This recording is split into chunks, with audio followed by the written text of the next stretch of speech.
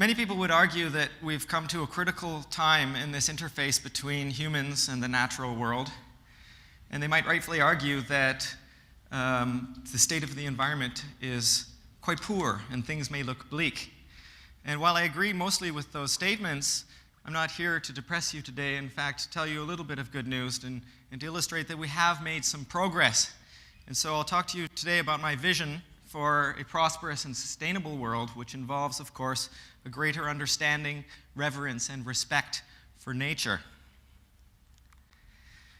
Now, there are many ways in which we've begun to incorporate ecological and environmentally sustainable practices into our society, such as through levels associated with industry. For example, using natural biodiversity ecosystem services in agriculture, such as through pollination services or pest reduction, by simply putting habitat out there instead of destroying it, by promoting environments that can sustain native biodiversity. We can work with nature rather than against it. And this is an example in which we can recreate a sort of harmony or equilibrium with nature after centuries of trying to eradicate and control. Another means is to turn to nature for inspiration, such as from this majestic creature, the peregrine falcon, the fastest animal on the planet, who achieves speeds upwards of 300 kilometers an hour as it dives out of the air in order to kick another bird in the back as its prey. Now, any of you who've ever stuck your head out of a car window that's racing down the highway will know how difficult it is to breathe as that air is rushing past your nose. And this would have, of course, been an evolutionary challenge to a fast-traveling bird like the peregrine falcon, and so we find there are adaptations to counter these challenges, such as this little inverted cone that's in its nostril. And so we can also turn to nature in order to inspire ourselves, such as when engineers began building faster and more powerful jet engines. One of the main limitations was being able to get the air to go into the turbine because of all the turbulence that was created at such high speeds. And by inspiring themselves from the peregrine falcon, they were able to insert little cones into the turbines and improve the mechanical efficiency of our technologies. Another way in which we can turn to nature in order to find potential solutions for our problems. And so the last way I'm going to mention, which will really be the body of my talk today, is by referring to nature's inventions directly. That is, in the form of compounds and chemicals that have evolved in nature's organisms over millions of years and have biologically active effects on animals. And so this story I'm going to tell you today is one in which we went down to Peru in 2010 with a film crew for The Nature of Things of CBC television in order to make a documentary on a Vancouver doctor named Dr. Gabor Mate, who you see sitting here in the foreground to your left, who is a doctor who treats Skid Row addict patients of the Lower East Side of Vancouver who are dealing with crippling addictions. So why ayahuasca and addiction? Why would that be even a topic to discuss? Well, we know that in the 1950s, a lot of research was initiated in research institutions and academia looking into psychedelic medicine and its potential roles in treating people with psychoses or various psychological illnesses. And that these experiments and studies led to great promise for treating people that were afflicted with psychological burdens. Of course, this movement was largely discredited over the course of the 60s as people discovered that the military was using psychedelics in order to conduct mind control experiments, and that, of course, the hippie acid parties in the Haight-Ashbury neighborhoods of San Francisco somewhat deviated the seriousness of the potential for these psychedelics to help people. And it's only relatively recently that it's started to come back in the discussions in the halls and the laboratories of academia in using psychedelics to treat people who have psychological disorders. Now, why psychedelics and psychological disorders? Well, psychedelics, be they LSD, the psilocybin of magic mushrooms, DMT, which is the active component in the ayahuasca that I'll be discussing with you today, these are all chemicals that mimic serotonin. And serotonin is a neurotransmitter that acts in our region, the regions of our brains that are associated with mood, perception, and memory. So it's perhaps not surprising then when we overstimulate these receptors with analog mimics of these neurotransmitters, we get these mind-altering experiences. Now, specifically, what's ayahuasca? Ayahuasca is an Amazonian psychedelic brew that is made up of two different plants: the bark from a vine of the Banisteriopsis genus and the leaves of the Psychotria tree. And these two ingredients are harvested and macerated and mixed together and boiled in these cauldrons, boiled and reduced, and then boiled and reduced, and boiled and reduced over 24 hours until at the end you receive this dark, thick, molasses-like sludge. And that is what is used in the ayahuasca ceremonies. And this ayahuasca is the most potent psychedelic that is known.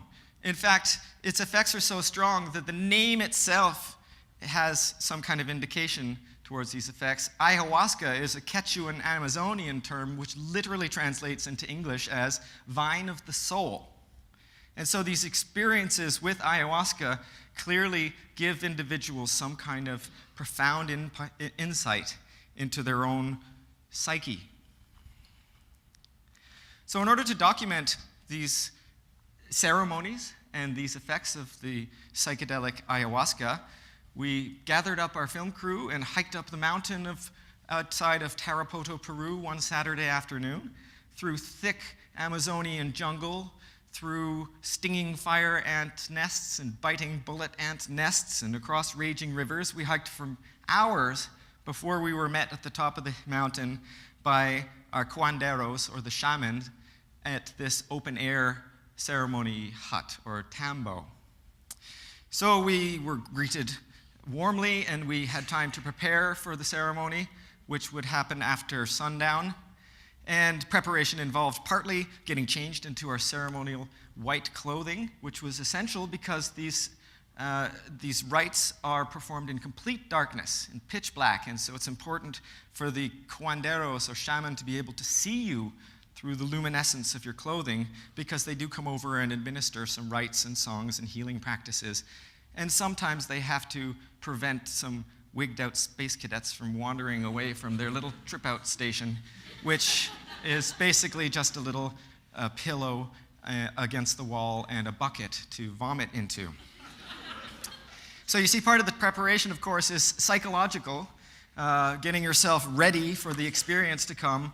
And when it was my turn to go up and get the ayahuasca, said a little salutation, salud a todos, to everyone, wishing us all good luck for what was to come. And what was to come was definitely the most terrifying and the most exciting event of my life to date. So once everybody had received their ayahuasca, they turned out the lights, the curanderos began to sing some ceremonial traditional songs, and not long thereafter, the visual hallucinations began. So the first of these visual hallucinations were that my vision began to be separated into layers away from me. And then in the closest of these layers, I found that they were infested with insects and snakes and bugs all scurrying around, very, very close in my personal space. Many people would have found this to be quite disturbing, but I'm trained as an entomologist, and I therefore focused a little bit more intently on the insects and found that they were mostly carabid and tenebrionid beetles, and so therefore not really much to be concerned about. And so I really did quite enjoy this aspect of the preliminary visuals that were happening. And noticed that in some of the further layers that were more distant away from me, there were actually orbs of pastel-colored lights bobbing around. And I remember thinking to myself, well, that's weird, because we're sitting here in the dark. Where does this light come from? And little did I know there would be a lot more light yet to come. One of the other aspects, of course, as I hinted with the bucket, is that there's vomiting at this point. And this is a form of purging in which the body is expelling this nasty, bitter liquid in your stomach. But it's not just the physical purge, it's also a psychological one. Now, it seemed like there was a lot of vomiting going on. In retrospect, there wasn't, because afterwards I looked in the bucket, and there were only a few drops of spit and some torn-up tissue paper that I'd used to wipe my face. But at the time, it really felt like there were these torrents of vomit coming out. And not to disgust you too much, for one, because it wasn't even vomit, it was snakes. So there were snakes oozing out of my nose and my mouth, and this is quite literally what I was experiencing. However, despite this sort of somewhat freaky nature, it was very cathartic because these snakes felt like they were bringing demons up from inside and were cleansing my soul in the process. So in fact, I felt quite good after this purge, good as you can in the experience, and of course it helped me prepare for what was to come next because that was a lot more intense. So not long after, say 45 minutes into this, the first couple of layers of insect grids began to dissipate, and I moved closer towards these bobbing pastel-colored orbs of light and managed to spend a little bit of time in that weird, strange cartoon kind of world until all of a sudden they came rushing at me, and I found myself blasted off into the universe on the back of some kind of fractal fireworks roller coaster. So I was traveling through the universe at light speed, with the visuals becoming much, much more intense at this point, with colorful mandalas of fractals opening and closing and spiraling around each other like clockwork. So quickly I couldn't take it all in. And in fact, at this point, I was also physically being thrown around by the violent turbulence of the wild ride on this comet that I was traveling through the universe on. And again, I had to say to myself, this is so weird. Because rationally, I was able to recognize that there shouldn't be any lights. I'm in the dark in a hut in Peru. And why am I feeling like my body's being thrown around? So this was a really all-encompassing experience at this point. And I have to admit, at this point, it was a little much for me. And I started to panic, thinking, I don't like this anymore. I want to get off. But of course, you can't. You are on this ride until the very end. And at some point, I admitted that to myself and said, well, we're just going to have to ride it out. And so I did. And thankfully, this really intense part of the trip only lasted for, another hour or so. And so that was fun. But when that subsided, we came down into this really thick, quiet, warm, emotionally laden place. It wasn't a room, it was like more of a zone. And this zone was bordered by a big red velvety curtain that reminded me essentially of the Black Lodge in the Twin Peaks television series. But in this hallucination, there were no backwards talking dwarves. However, what did come next was truly astonishing to me. The curtain pulled back and revealed to me a scene, a forgotten scene from my own childhood that was somewhat troubling emotionally.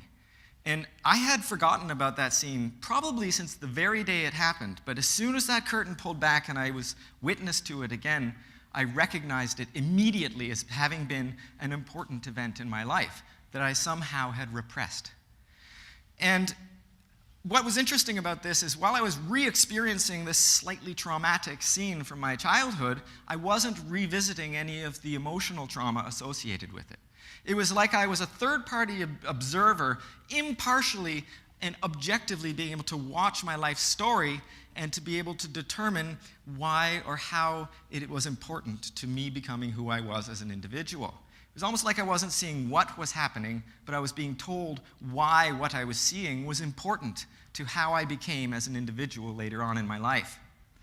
And so over the course of the next hour or so, these curtains continued to part and presented me with these astonishingly vivid memories that I had forgotten about since those times, but that allowed me to incorporate somewhat troubling experiences from my past objectively into my life story and to be able to move forward without having the emotional burden of those events continue to nag at my conscience and my subconscious throughout the rest of my life.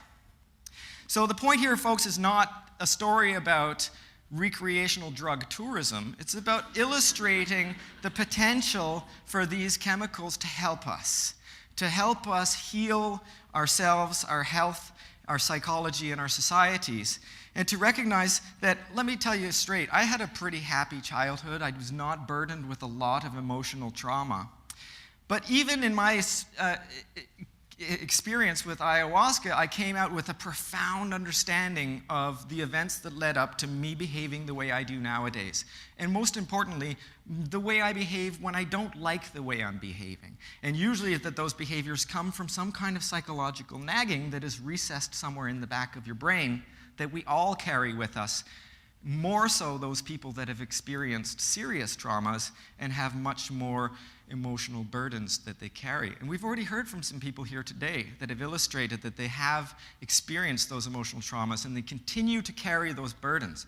Well, ayahuasca is clearly a tool that can be used to allow people to come to grips with those nagging, forgotten memories, to be able to incorporate them into their life story, and then to move on more happy and healthier, psychologically speaking. And therefore, these experiences, as well as the academic research, indicate that there is great potential in the psychedelic medicine to allow people to deal with emotional trauma that has led to behavioral problems, such as addictions, or syndromes such as post-traumatic stress disorder, where people are haunted by their memories and can't let go and move on.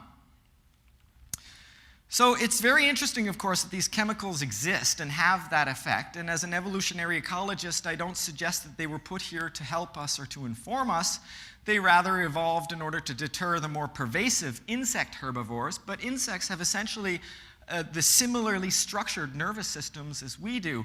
And whereas these neurotransmitter mimics may cause convulsions and paralysis in the motor system of a simplified animal like an insect, in a more higher evolved animal whose neurotransmitters are clustered into networks, the effects can be profound in terms of giving us insights into our own psyche, of course accompanied with the greatest light show on earth. So the message here is that the potential for turning to nature for help in finding solutions to our problem is great. This potential could be related to working in harmony with nature, such as in the agricultural or other industrial sectors. It could be in terms of turning to nature for inspiration when we're looking to create the next mind-blowing technology, or it could be turning to nature in order to utilize some of the pre-existing structures that have evolved in nature's organisms over millions of years, and that can help us as a society. But of course, nowadays, the environment is in peril.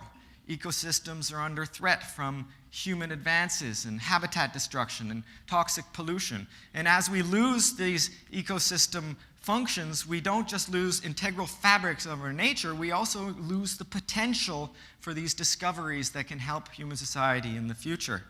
And so that is why I say that part of my vision for a prosperous and sustainable future involve a deep understanding and respect and preservation of the natural world. And I hope that you would agree.